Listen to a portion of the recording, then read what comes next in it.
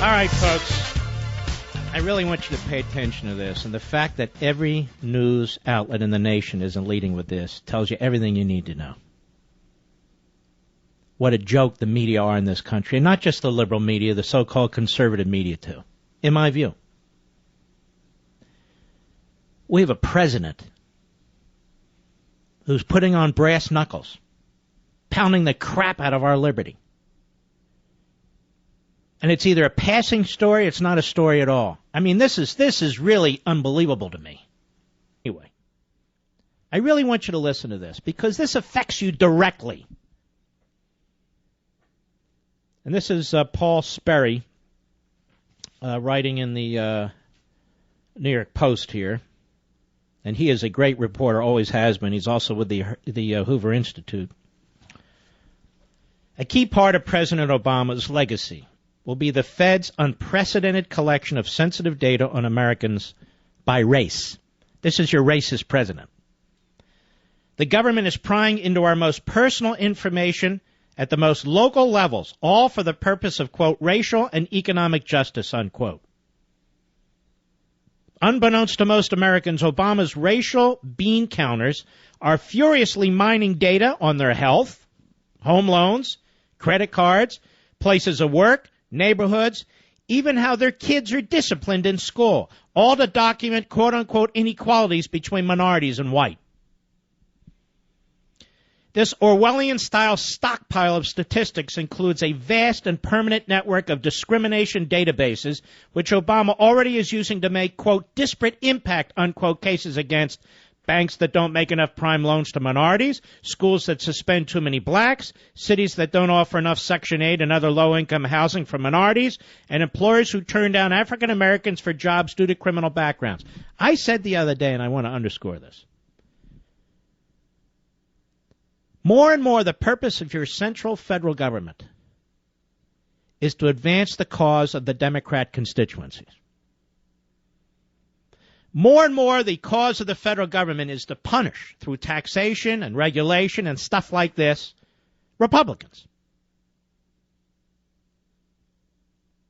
I don't think there's any question about it. So the Democrat Party and the federal government, as I've said for years, one's linked to the other. One's an appendage of the other. That's what it's become. Big Brother Barack wants the databases operational before he leaves office, and much of the data in them will be posted online. All right, let's stop right here. We need to insist that every Republican running in the Republican primaries for president promise to clean out this data and destroy those servers. Throw them in the Potomac River. Be done with them. We need an assurance from every one of them that they will destroy these databases. There must not be this kind of information tracking on individual American citizens. Period. This is police state tactics. This is not a joke. So civil rights attorneys and urban activist groups will be able to exploit them to show patterns of racial disparities and segregation, even if no other evidence of discrimination exists.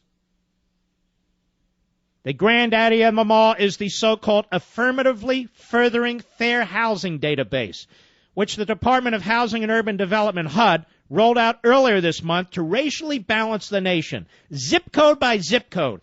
It will map out every U.S. neighborhood by 4 racial groups: white, Asian, black or African American, and Hispanic/Latino, and publish geospatial data pinpointing racial imbalances.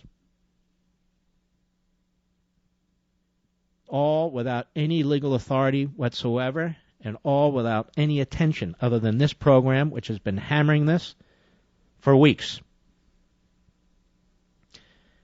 HUD proposes using non-white populations of 50% or higher as the threshold for classifying segregated areas. So if you don't have in your community 50% or more non-white, then your community is discriminating as a matter of fact. Yeah, let that sink in. Federally funded cities deemed overly segregated will be pressured to change their zoning laws to allow construction of more subsidized low-income housing in affluent areas in the suburbs and relocate inner-city minorities to those prominently white areas. HUD's maps, you know what? This is like Mao's China. The Long March. I said the other day, it's like Thomas More's Utopia, where people are going to be moved around. You're not even looked at as human beings. You're a group, a racial group, an ethnic group. And the federal government will now determine how you live and where you live by putting pressure on local and state governments. And they'll go to court and they'll be backed up. Remember what I said? The federal government now exists to advance the agenda for the Democrat Party and its constituent groups. Folks, this isn't a soft tyranny. This is tyranny. Look around. This is it. This isn't a coming police state. This is a growing police state. Look around. This is it. Don't pay attention to these idiots on cable TV and the other idiots in this business or whatever if they're not focused on the real stuff. It's happening right now. We have to speak out now. Federally funded cities deemed overly segregated will be pressured to change their zoning laws to allow construction of more subsidized housing in affluent areas. HUD's maps, which use dots to show the racial distribution or density in residential areas, will be used to select affordable housing sites. So the federal government will say, put it here. Or we're cutting off all your money. Put it here. No, you're not going to build that there. No, there's not enough blacks here, not enough Latinos. We need more whites over here. No, put it here. Do it here. Do it here. HUD plans to drill down to an even more granular level, detailing the proximity of black residents to transportation sites, good schools, parks, and even supermarkets. If the agency's social engineers rule the distance between blacks and these suburban amenities too far, municipalities must find ways to close the gap or forfeit federal grant money and face possible lawsuits for housing discrimination. Civil rights group will have access to the agency's sophisticated mapping software and will participate in city plans to re-engineer neighborhoods under new community outreach requirements. This isn't even busing. This isn't even close to busing. This is 1,000 times worse. Worse than social engineering busing. Absolutely incredible. I'm not done. I hope you'll stay around and find out what's happening to your country, to your community. I'll be right back. Now let's get back to our police state, because that's what's happening. Let's get back to our police state. So civil rights group, Obama already has this massive database that he produced without any affirmative consent from the United States Congress, without any affirmative statutory basis. Secretly, they've been building this over the years. And now they have it. And they have information on you, and I'm sure the Red Chinese will get it too, because apparently they know how to hack and we don't know how to stop them. They have your health care information, ladies and gentlemen. They have your income information, ladies and gentlemen. They have information about your personal life, how many kids you have. Maybe you don't have any, whether you've been divorced or not. They know where you live. They're mapping it all out. They know what business you're in or where you work. They know what your mortgage is. Your federal government. And they're mapping it out based on race. If this isn't fascistic, I don't know what is. If this isn't police state, I don't know what is. And then they're going to tell every little planning commission, every board of commissioners, every local mayor, board of supervisors, you damn well better change your zoning. In essence, as I keep saying, Obama's nationalized our police departments. He's now nationalized your local governments. They've already nationalized local school systems.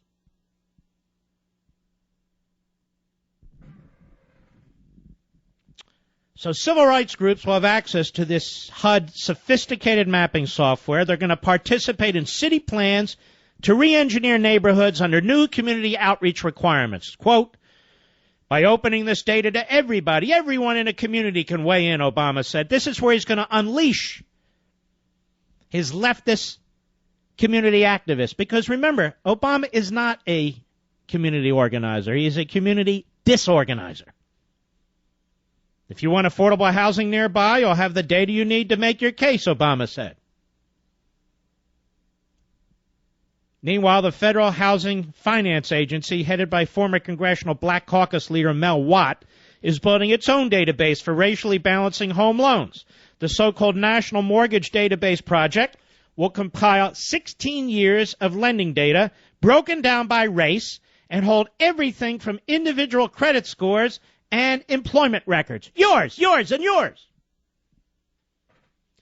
Mortgage contracts won't be the only financial records vacuumed up by the database. According to federal documents, the repository will include all lines of credit, from credit cards to student loans to car loans. Anything reported to credit bureaus. Your federal government has a database on you that you're not going to believe. This is even more information than the IRS collects. The FHFA will also pry into your personal assets and debts and whether you have any bankruptcies. The agency even wants to know the square footage and lot size of your home, as well as your interest rate. This federal agency will share the information with Obama's brainchild, the Consumer Financial Protection Bureau. By the way, this was a creation under Dodd-Frank, and it is the most anti-democratic bureau probably on the face of the earth. And it acts like a civil rights agency, aggressively investigating lenders for racial bias. Now keep in mind, if they don't have racial bias, it doesn't matter. It's now a statistics game. The FHFA has offered no clear explanation as to why the government wants to sweep up so much sensitive information on Americans, other than stating it's for research and policy making.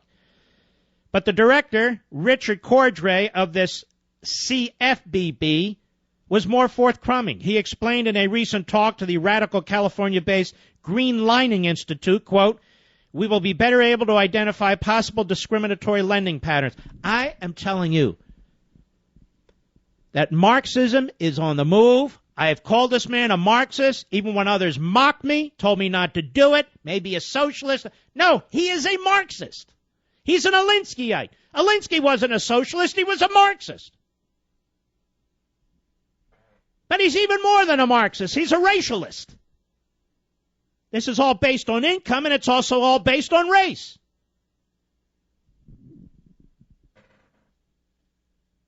CFPB is separately amassing another database to monitor ordinary citizens' credit card transactions. It hopes to vacuum up some 900 million credit card accounts, all sorted by race, representing roughly 85% of the U.S. credit card market. Why? To sniff out disparities in interest rates, charge-offs, and collections. Police state, police state, police state. CFBP also just finalized a rule requiring all regulated banks to report data on minority hiring to an Office of Minority and Women Inclusion. It will collect reams of employment data broken down by race to police diversity on Wall Street as part of yet another fishing expedition. This is a war on liberty. It is a war on capitalism. It is a war on federalism, and apparently a war on white people. Well, what else is it?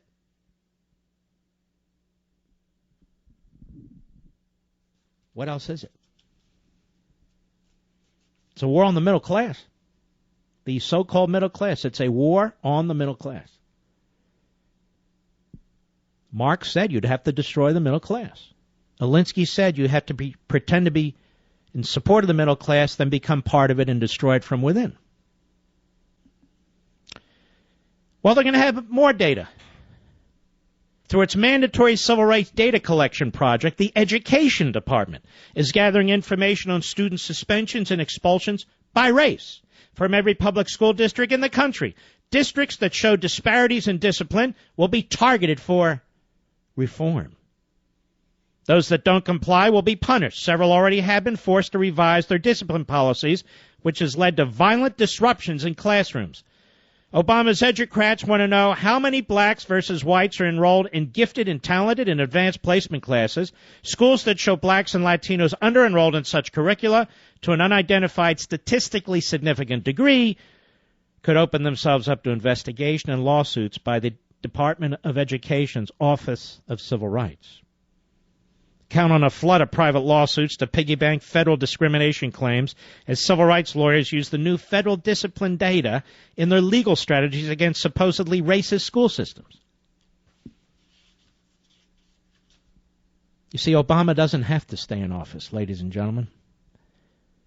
He's enshrining an infrastructure that will continue to destroy after he's long gone. Even if no one has complained about discrimination in schools, even if there's no other evidence of racism, the numbers themselves will prove that things are unfair. Such databases have never before existed. Let me repeat that.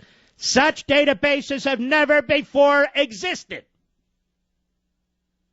Obama is presiding over the largest consolidation of personal data in American history. He's creating a diversity police state where government, race cops, and civil rights lawyers will micromanage demographic outcomes in virtually every aspect of society. The first black president, quite brilliantly, has built a quasi-reparations infrastructure perpetually fed by racial data that will outlast his administration. Paul Sperry, Hoover Institution. This is why I wrote Plunder and Deceit, Big Government's Exploitation of Young People in the Future. My daughter's listening to this program in California, and she sent me an email. Dad, I heard what you were saying about this police state stuff that Obama has put together. I'm very, very scared for her daughter, my granddaughter. And that's the point, folks. We have to stand up. We have to speak out. If we're grandparents and parents, we cannot allow this to happen to our country because that means our children. What kind of country are they leaving them? Barack Obama doesn't get to destroy the future. Big government doesn't get to take over the future. Their constituency groups don't get to make all the calls because they control a bureaucracy or a judge or a justice. We can't permit this. This is plunder. This is deceit. And it is big government's exploitation of young people in the future. We have to make the case day in and day out without rest. Without rest. Yes, I'm on a mission. Yes, this is a cause.